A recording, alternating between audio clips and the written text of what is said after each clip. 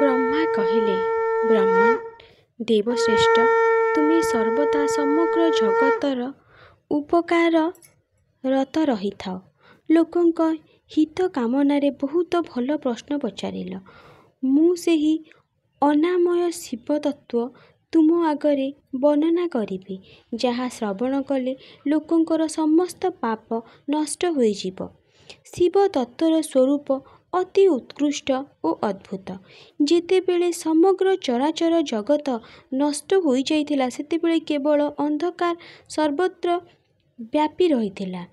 ସୂର୍ଯ୍ୟ ନଥିଲା କି ଚନ୍ଦ୍ର ନଥିଲା କି ଅନ୍ୟ ଗ୍ରହ ନକ୍ଷତ୍ରଙ୍କ ମଧ୍ୟରେ କିଛି ସତ୍ତା ବି ନଥିଲା।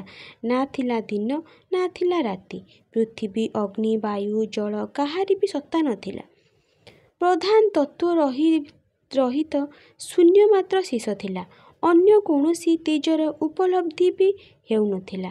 ଅଦୃଷ୍ଟ ଆଦିର ମଧ୍ୟ ଅସ୍ତିତ୍ୱ ନଥିଲା। ଶବ୍ଦ ଓ ସ୍ପର୍ଶ ନଥିଲା କି ଗନ୍ଧ ଓ ରୂପର ମଧ୍ୟ ଅଭିବ୍ୟକ୍ତି ନଥିଲା। ରସର ମଧ୍ୟ ଅଭାବ ଥିଲା। ଦିଗର ମଧ୍ୟ ଅନୁଭବ ହେଉନଥିଲା। ଚାରିଆଡ଼େ କେବଳ ନିରନ୍ତର ସୂଚିଭେଦ୍ୟ ଘୋର ଅନ୍ଧକାର ପରିବ୍ୟାପ୍ତ ଥିଲା। ସେତେବେଳେ ତସ୍ମାତ୍ ବ୍ରହ୍ମ ଏହି ଶ୍ରୁତିବାକ୍ୟରେ ଯେଉଁ ସତ୍ ଶୁଣାଯାଏ, କେବଳ ତାହା ହିଁ ଶେଷ ଥିଲା। ସେତେବେଳେ ଏହା, ତାହା, ଏପରି, ଯାହା ଇତ୍ୟାଦି ରୂପରେ ନିର୍ଦ୍ଦେଶିତ ହେଉଥିବା ଭାବନାବାଚନ ଜଗତ୍ ନଥିଲା।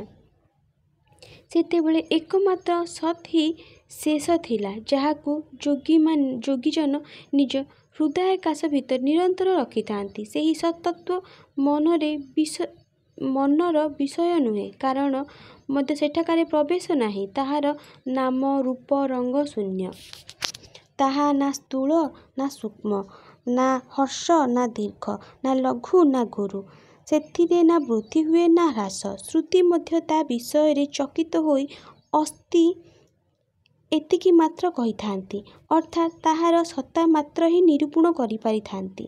ତା ବିଷୟରେ କିଛି ବିଶେଷ ବିବରଣୀ ଦେବାକୁ ଅସମର୍ଥ ହୋଇଯାନ୍ତି।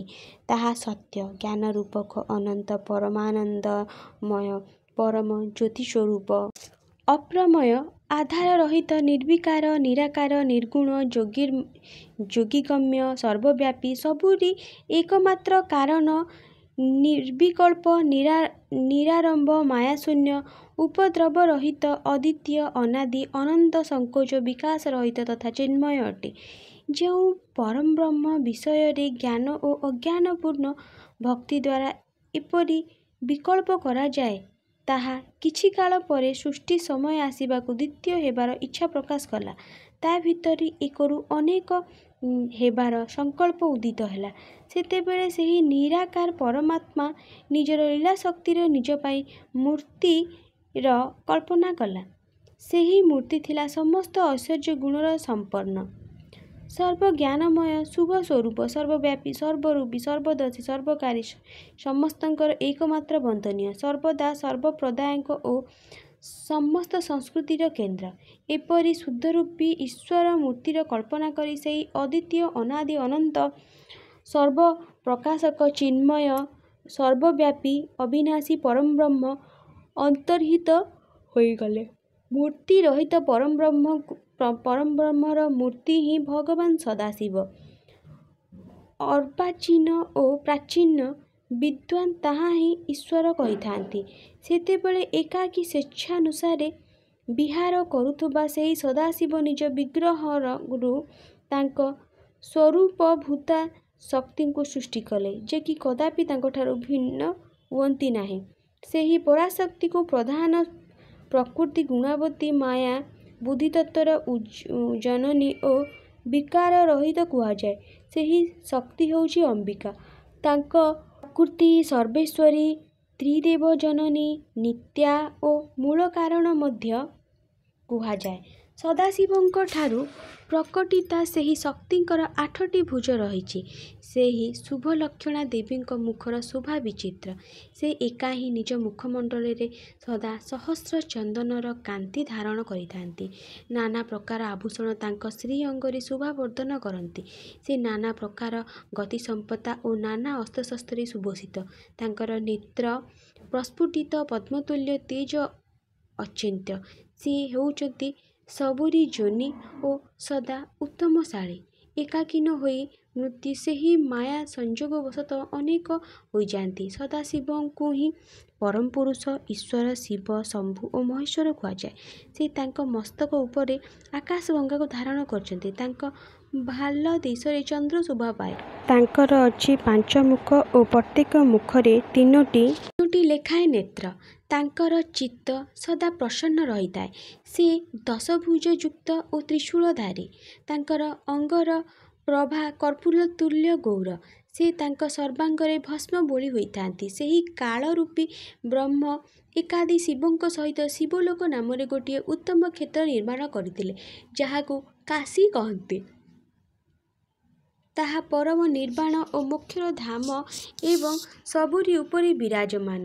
ସେହି ପ୍ରିୟତମା ରୂପୀ ଶକ୍ତି ଓ ଶିବ, ଯେ କି ପରମାନନ୍ଦର ସ୍ୱରୂପ, ଉକ୍ତ ମନୋରମ କ୍ଷେତ୍ରରେ ନିତ୍ୟ ନିବାସ କରିଥାନ୍ତି। କାଶୀପୁରୀ ପରମାନନ୍ଦ ରୂପିଣୀ ଅଟେ। ମୁନେ ଶିବ ଓ ଶିବା ପ୍ରଳୟ କାଳରେ ମଧ୍ୟ ଉକ୍ତ କ୍ଷେତ୍ରରେ ନିଜ ସାନ୍ନିଧ୍ୟରୁ ମୁକ୍ତ କରି ନ ଥାନ୍ତି। ସେଥିପାଇଁ ବିଦ୍ୱାନମାନେ ତାହାକୁ ଅବିମୁକ୍ତ କ୍ଷେତ୍ର ମଧ୍ୟ କହିଥାନ୍ତି। କାଶୀ କ୍ଷେତ୍ର ଆନନ୍ଦର ହେତୁ। ସେଥିପାଇଁ ପିନାକୀଧାରୀ ଶିବ ପ୍ରଥମେ ତାହାର ନାମ ଆନନ୍ଦ ଭବନ ରଖିଲେ।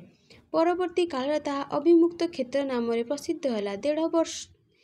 ଦେବର୍ଷି ଏକଦା ସେହି ଆନନ୍ଦ ଭବନରେ କରୁ କରୁ ଶିବ ଓ ଶିବାଙ୍କ ମନରେ ଏମିତି କିଛି ଇଚ୍ଛା ଜାଗ୍ରତ ହେଲା, କୌଣସି ଅନ୍ୟ ଏକ ପୁରୁଷକୁ ସୃଷ୍ଟି କରିବା ଉଚିତ, ଯାହା ଉପରେ ସୃଷ୍ଟି ସଞ୍ଚାଳନର ସବୁ ଭାର ଦେଇ ଆମେ ଦୁହେଁ କାଶୀରେ ରହି ଇଚ୍ଛାନୁସାରେ ବିଚରଣ କରିବା ଓ ନିର୍ବାଣ ଧାରଣ କରିବା। ସେ ଆମକୁ ଅନୁଗ୍ରହରେ ସଦା ସମସ୍ତଙ୍କୁ ସୃଷ୍ଟି କରିବ, ପାଳନ କରିବ ଓ ଶେଷରେ ସମସ୍ତଙ୍କ ସଂହାର ମଧ୍ୟ କରିବ। ଚିତ୍ତ ହେଉଛି ସମୁଦ୍ର ପରି, ପୁଣି ଏଥିରେ ଉତ୍ତାଳ ତରଙ୍ଗମାନ ଉଠି ଏହାକୁ ଚଞ୍ଚଳ କରୁଛି। ଏଥିରେ ସତ୍ୱଗୁଣରୂପା ରତ୍ନ ଓ ତମୋଗୁଣରୂପା କୁମ୍ଭୀର, ରଜୋଗୁଣରୂପା ପ୍ରବାଳ ପୂର୍ଣ୍ଣ ହୋଇ ରହିଛନ୍ତି। ଏହିଭଳି ବିଶାଳ ଚିତ୍ତ ସମୁଦ୍ରକୁ ସଙ୍କୁଚିତ କରି ଆମେ ଦୁହେଁ ପୁରୁଷର ପ୍ରାସାଦରେ ଆନନ୍ଦ କାନନରେ ସୁଖପୂର୍ବକ ନିବାସ କରିବା। ଏହି ଆନନ୍ଦବନ ହେଉଛି ସେହି ସ୍ଥାନ, ଯେଉଁଠି ଆମର ମନୋବୃତ୍ତି ସବୁଆଡ଼ ସଙ୍କୁଚିତ ହୋଇ ଏହିଥିରେ ହିଁ ଲାଗି ରହିଥାଏ। ଏହାର ବହିସ୍ଥ ଜଗତ ଚିନ୍ତାରେ ଆହୁରି ଆତୁର ପ୍ରତୀତ ହେଉଛି। ଏହିଭଳି ନିର୍ଣ୍ଣୟ କରି ଶିବଙ୍କ ସହିତ ସର୍ବବ୍ୟାପୀ ପରମେଶ୍ୱର ଶିବ ନିଜ ବାମଭାଗରେ ଦଶମ ଅଙ୍ଗରେ ଅମୃତ ବୋଳି ହେଲେ। ସେଥିରୁ ଏକ ପୁରୁଷ ଉତ୍ପନ୍ନ ହେଲା, ଯେ କି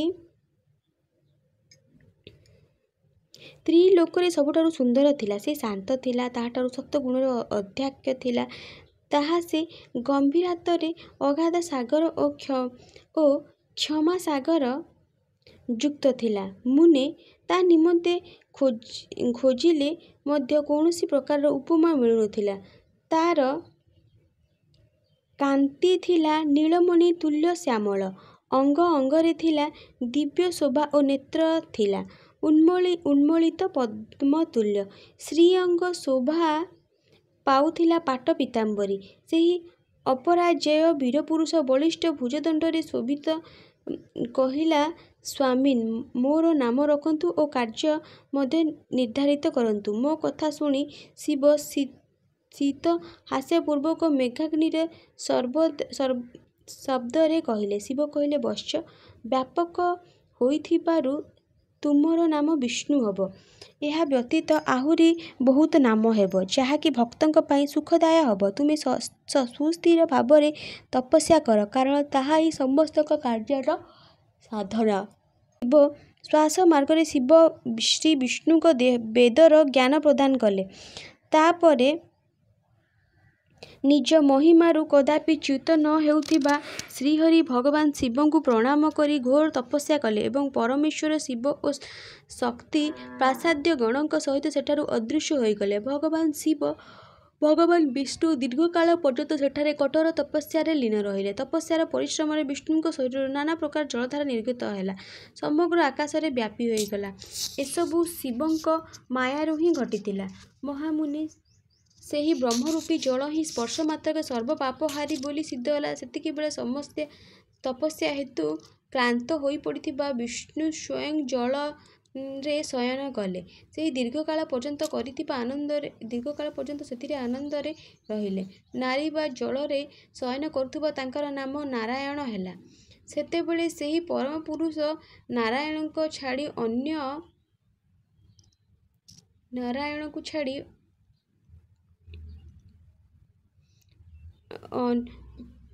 ପରମାତ୍ମା ନାରାୟଣ ଦେବଙ୍କଠାରୁ ଯଥା ସମୟରେ ସମସ୍ତ ତତ୍ତ୍ୱ ପ୍ରକଟ ହେଲା। ମହାମତେ ବିଦ୍ୱାନ, ମୁଁ ସେହି ତତ୍ତ୍ୱମାନଙ୍କ ଉତ୍ପତ୍ତିର ପ୍ରକାର କହୁଛି, ଶୁଣ। ପ୍ରକୃତିର ମହତ୍ତତ୍ତ୍ୱ ପ୍ରକଟ ହେଲା ଓ ମହତ୍ତତ୍ତ୍ୱର ତ୍ରିଗୁଣ, ପୁଣି ଗୁଣୀମାନଙ୍କ ଭେଦରୁ ତ୍ରିବିଧ ଅହଙ୍କାର ଉତ୍ପନ୍ନ ହେଲା। ଅହଙ୍କାରରୁ ପଞ୍ଚତନ୍ମାତ୍ର ଓ ତହିଁରୁ ପଞ୍ଚଭୂତ ସୃଷ୍ଟି ହେଲା। ସେତିକିବେଳେ ଜ୍ଞାନେନ୍ଦ୍ରିୟ ଓ କର୍ମେନ୍ଦ୍ରିୟ ମଧ୍ୟ ସୃଷ୍ଟି ହେଲେ। ମୁନିବର, ଏହି ରୂପେ ମୁଁ ତୁମକୁ ତତ୍ତ୍ୱର ସଂଖ୍ୟା କହିଲି। ଏଥିମଧ୍ୟରୁ କେବଳ ପୁରୁଷକୁ ଛାଡ଼ି ଅନ୍ୟ ସବୁ ତତ୍ତ୍ୱ ପ୍ରକୃତିରୁ ସୃଷ୍ଟି ହେଲେ। ତେଣୁ ସମସ୍ତ ତତ୍ତ୍ୱ ଜଡ଼ ଶ୍ରେଣୀର ଅନ୍ତର୍ଭୁକ୍ତ। ତତ୍ତ୍ୱମାନଙ୍କର ସଂଖ୍ୟା 24। ସେତେବେଳେ ଏହି ପ୍ରକାର ହୋଇଥିବା ସେହି 24 ତତ୍ତ୍ୱର ଗ୍ରହଣ କରି ପରମ ପୁରୁଷ ନାରାୟଣ ଭଗବାନଙ୍କ ଶିବର ଇଚ୍ଛାରେ ବ୍ରହ୍ମରୂପୀ ଜଳରେ ଶୋଇଗଲେ।